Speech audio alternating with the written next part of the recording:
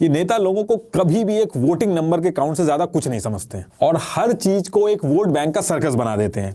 ऐसा मैं क्यों कह रहा हूं वो भी समझते हैं। 1932 में सबसे पहला रिजर्वेशन पॉलिटिक्स में ही दिया गया था, जिसे पूना पैक्ट भी कहा जाता है, ताकि बैकवर्ड क्लास का पार्टिसिपेशन हो। देखिए, किसान और बैकवर्ड क्लास ये पॉपुलेशन में ज्यादा है, इसलिए आप नोटिस करोगे कि ये दोनों नाम हर नेता के भाषण में रहते हैं। तो जब पॉलिटिक्स में रिजर्वेशन आया तो उसके बाद तमिलनाडु गवर्नमेंट ने भी प्रॉमिस किया कि वो जीत के बैकवर्ड क्लास को एजुकेशन में भी रिजर्वेशन देंगे, और उसके बाद पहली बार देश में एजुकेशन के अंदर रिजर्वेशन आया। अब ये होने के बाद मोरारजी देसाई जी देश के पीएम बने। उन्होंने कहा कि ओबीसीज की जो पॉपुलेशन है वो 52% है, इनको भी रिजर्वेशन मिलना चाहिए, और उन्होंने मंडल कमीशन फॉर्म किया जिसमें 27% ओबीसी को रिजर्वेशन दिया गया। अभी मंडल कमीशन तो बन गया था, लेकिन नेता इसको हाथ लगाने से बच रहे थे।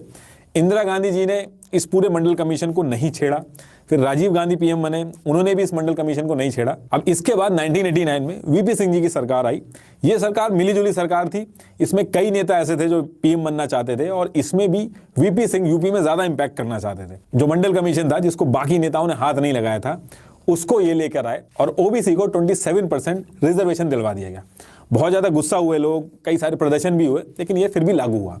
अब 50% के करीब रिजर्वेशन हो चुका था, और इसके बाद नरसिम्हा राव जी आए और इन्होंने कह दिया कि हम 10% रिजर्वेशन इकोनॉमिक स्टेटस के बेसिस पे देंगे, और पहली बार ईडब्ल्यूएस की जो बात यहीं से शुरू हुई थी। अब देखिए, धीरे धीरे ये सोशल इशू की जगह एक वोट बैंक की पॉलिटिक्स बनती जा रही थी। अब इसको मैं एक एग्जांपल से समझाता हूं। अगर मैं किसी तरीके से सिस्टम में घुस के किसी भी तरीके से एक पर्टिकुलर कम्युनिटी के लिए रिजर्वेशन लेके आ जाऊं, तो मेरी आने वाली पीढ़ियों तक को उस कम्युनिटी से वोट मिलेगा। वहीं अगर मैं डेवलपमेंट वाला रास्ता चुनूंगा तो ये रास्ता थोड़ा लंबा होगा, वो बोरिंग भी रास्ता है ये।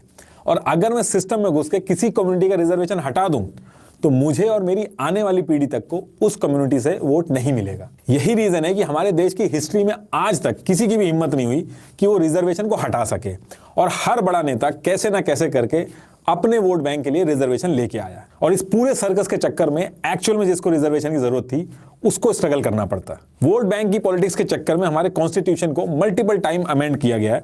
77, 81, 82, 85, 93, ये सारे अमेंडमेंट किए गए हमारे कॉन्स्टिट्यूशन में रिजर्वेशन को लेके। हर पार्टी के जो बड़े नेता हैं वो रिजर्वेशन का सपोर्ट करते हैं, और उसी पार्टी के जो छोटे नेता हैं वो रिजर्वेशन हटाने की बात करते हैं, ताकि लोग आपस में ही उलझे रहें। किसी भी पॉलिटिकल पार्टी की अगर आपको रियल आइडियोलॉजी देखनी है, तो उसके छोटे नेता क्या नैरेटिव चला रहे हैं उसके ऊपर आप ध्यान दीजिएगा, आपको समझ में आ जाएगा कि वो पार्टी नैरेटिव क्या चला रही है। क्योंकि जो बड़े नेता हैं वो एक सेट पैटर्न में जो रिक्वायर्ड होता है बस वही बोलते हैं। आप एक चीज और नोटिस करोगे कि 1932 से आज तक कास्ट बेस्ड सेंसस लोगों के सामने नहीं लाया गया है। एससी एसटी की मजबूरी थी, लोगों के सामने लाया गया क्योंकि कॉन्स्टिट्यूशन के अंदर उसके प्रावधान है, लेकिन बाकी किसी भी कास्ट का जो सेंसस है वो लोगों के सामने ही नहीं लाया गया है। सालों से ये जो डेटा है ये ministry of social justice and welfare के पास पड़ा हुआ है, लेकिन उसने उस डेटा को रिलीज ही नहीं किया है। अब ऐसा क्यों किया गया है वो एक अलग मुद्दा है। फिलहाल लास्ट में मैं यही कहना चाहूंगा कि कोई भी आदमी अपनी कास्ट से बड़ा नहीं होता है। बड़ा आदमी वो होता है जिसके साथ बैठ के कोई भी आदमी अपने आप को छोटा ना फील करे।